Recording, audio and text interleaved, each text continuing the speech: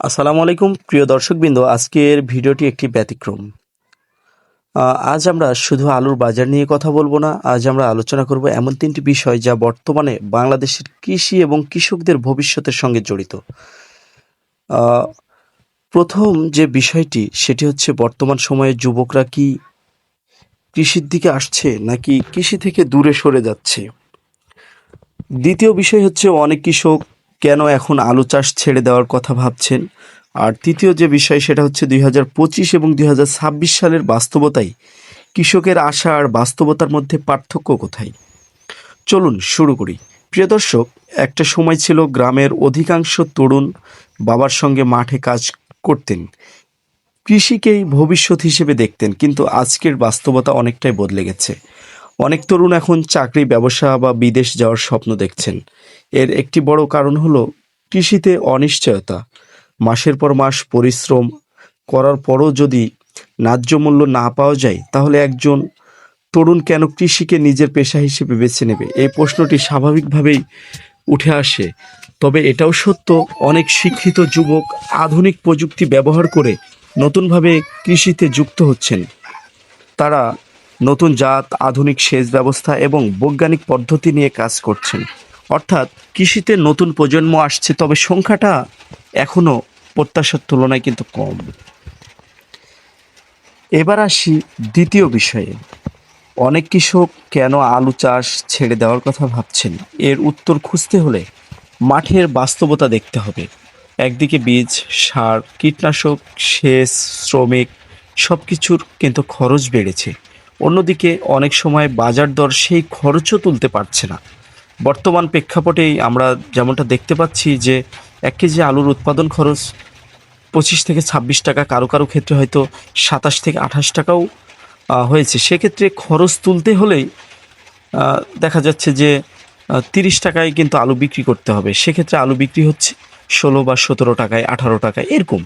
তাহলে দেখা যাচ্ছে যে যে উৎপাদন খরচ হয়েছে সে খরচও কিন্তু তোলা যাচ্ছে না, লাভ তো দূরের কথা। আহ, ধরুন একজন কৃষক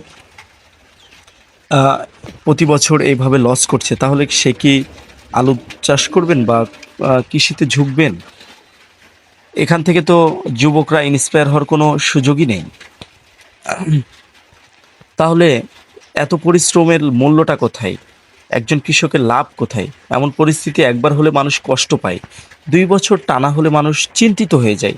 কিন্তু যদি বারবার এমন হয় তাহলে অনেকেই ভাবেন এভাবে আর কতদিন। এই কারণেই অনেক কৃষক এখন বিকল্প ফসলের কথা ভাবছেন বা কৃষি থেকে দূরে সরে যাচ্ছেন।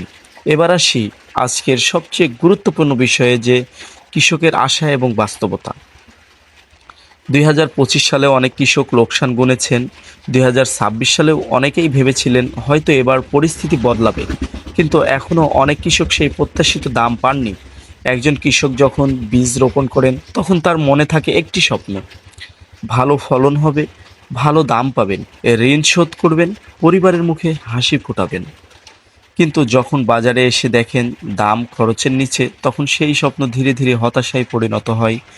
তবুও কৃষক পরের মৌসুমে আবার মাঠে নামেন, কারণ কৃষক আশা ছাড়া বাঁচতে পারেন না। প্রিয় দর্শক, আজকের ভিডিওটি কাউকে দোষ দেওয়ার জন্য নয়, আমাদের উদ্দেশ্য হলো মাঠের বাস্তবতা তুলে ধরা, যাতে সবাই বুঝতে পারেন কৃষি শুধু একটি পেশা নয়, এটি দেশের খাদ্য নিরাপত্তার ভিত্তি। যদি কৃষক নিরুৎসাহিত হন, যদি নতুন প্রজন্ম কৃষি ছেড়ে দেয়, তাহলে ভবিষ্যতে এর প্রভাব আমাদের সবার উপরে পড়বে।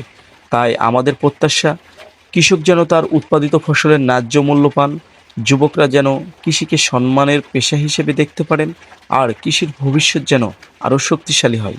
সর্বশেষ আপনাদের কাছে আমি 3টি প্রশ্ন রেখে শেষ করছি। আপনি কি মনে করেন বর্তমান সময়ে যুবকরা কৃষিতে আসতে আগ্রহী? আপনি হলে আগামী বছর আলু চাষ করতেন? আর আপনার মতে কৃষকের সবচেয়ে বড় সমস্যা এখন কি? কমেন্টে অবশ্যই আপনার মূল্যবান মতামত জানাবেন।